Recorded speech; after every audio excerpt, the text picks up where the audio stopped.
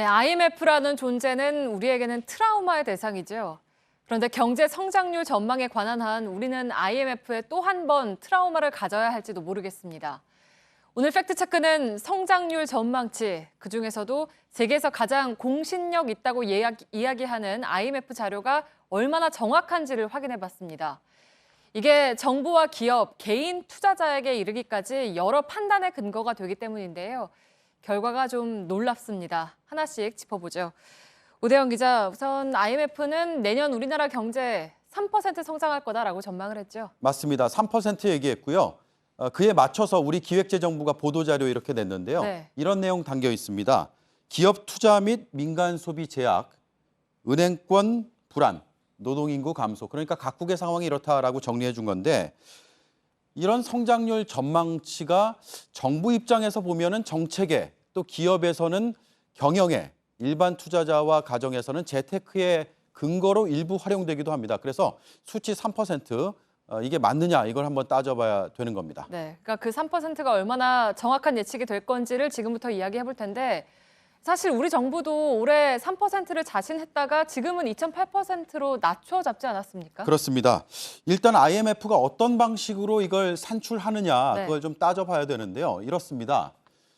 먼저 각국의 파견한 인력들을 통해서 기초 자료를 수집합니다. 어떤 자료냐면 소비, 투자, 수출입, 물가, 환율, 금리 이런 것들을 아주 광범위한 변수를 본부로 이렇게 보내게 되는데 네.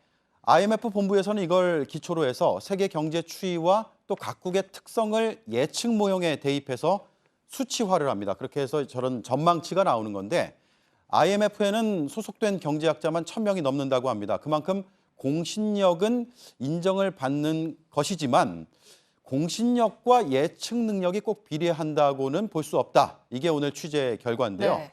지금부터 통계로 설명을 드리겠습니다. 2000년부터 지난해까지의 성장률 추이를 한번 보시죠.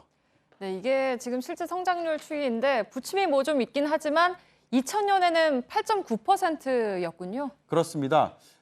중간중간에 여러 사건들이 있었습니다.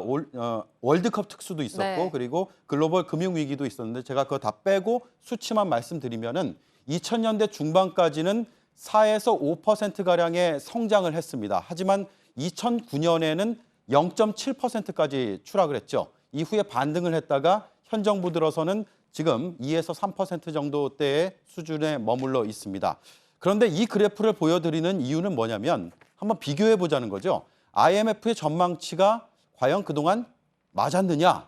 자, 파란색 선 한번 보시죠. 어떻습니까? 네, 이럴 수가 있습니까? 아까 경제학자가 1000명 넘게 소속돼 있다고 했는데 뭐 실제 전망한 거랑 실제 성장률이랑 정반대인 경우가 많군요. 네, 지금 푸른색과 흰색이 일치하는 선을 거의 볼 수가 없을 정도인데 5.5를 전망했을 때 2000년입니다. 그때 실제 경제 성장률은 8.9%였습니다. 굉장한 차이죠. 네. 이건 전망치라고 표현하기도 민망할 정도라고 전문가들은 얘기하고 있는데 이게 IMF뿐만 아니라 그러면 우리 정부가 내놓는 전망치는 어땠을까? 네. 이것도 그래픽으로 띄워주시죠.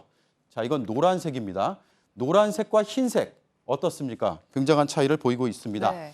그래서 역시나 거의 틀렸습니다. 숫자가 일치한 적이 없는 것은 물론이고 실제 0.7이었는데 5.0으로 예측한 적도 있습니다. 오히려 그래서 저 노란색과 푸른색, 그러니까 기획재정부와 IMF의 전망치가 유사한 패턴을 보이고 있는데 이게 2000년대 중반부터는 거의 같은 흐름을 저렇게 보이고 있습니다. 네.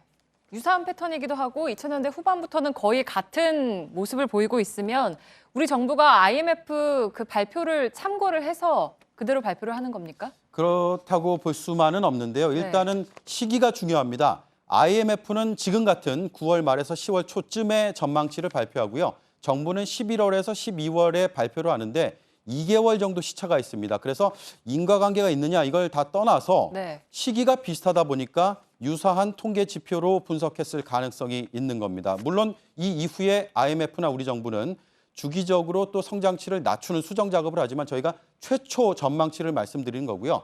마지막으로 25년간의 경제 성장률을 한번 쭉 보시죠.